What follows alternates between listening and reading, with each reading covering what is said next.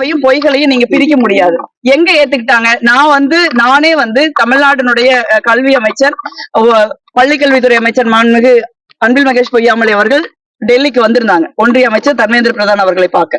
அப்ப தமிழ்நாட்டை சேர்ந்த அனைத்து கட்சி நாடாளுமன்ற உறுப்பினர்கள் குழு அவரை போய் சந்திச்சது. காங்கிரஸ் கட்சியின் சார்பா நான் தான் அமைச்சரோட போயிருந்தேன். நாங்க ரொம்ப ஒரு கிட்டத்தட்ட ஒரு 3/4 மணி நேரம் எங்களுக்கும் தர்மேந்திர பிரதான் அவர்களுக்கும் விவாதம் நடந்தது.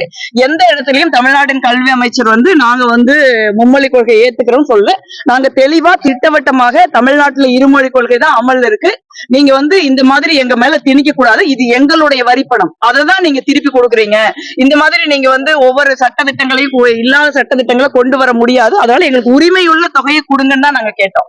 எந்த இடத்துலயும் தமிழ்நாடு கல்வி அமைச்சர் மும்மொழி கொள்கையை நாங்க ஏத்துக்கிறோம்னு சொல்லல. அதை பாஜக பொய் சொல்றாங்க, அதை நம்ம ஏத்துக்க முடியாது. அவையும் பொய்களையும் நீங்க பிரிக்க முடியாது. எங்க ஏத்துக்கிட்டாங்க? நானே தமிழ்நாட்டினுடைய கல்வி அமைச்சர், பள்ளிக்கல்வித்துறை அமைச்சர் மாண்புமிகு அன்பில் மகேஷ் பொய்யாமொழி அவர்கள் டெல்லிக்கு வந்திருந்தாங்க, ஒன்றிய அமைச்சர் தர்மேந்திர பிரதான் அவர்களை பார்க்க. அப்ப தமிழ்நாட்டை சேர்ந்த அனைத்து கட்சி நாடாளுமன்ற உறுப்பினர்கள் குழு அவரை போய் சந்திச்சது. காங்கிரஸ் கட்சியின் சார்பா நான் தான் அமைச்சரோட போயிருந்தேன். நாங்க ரொம்ப ஒரு கிட்டத்தட்ட ஒரு 3/4 மணி நேரம் எங்களுக்கும் தர்மேந்திர பிரதான் அவர்களுக்கும் விவாதம் நடந்தது.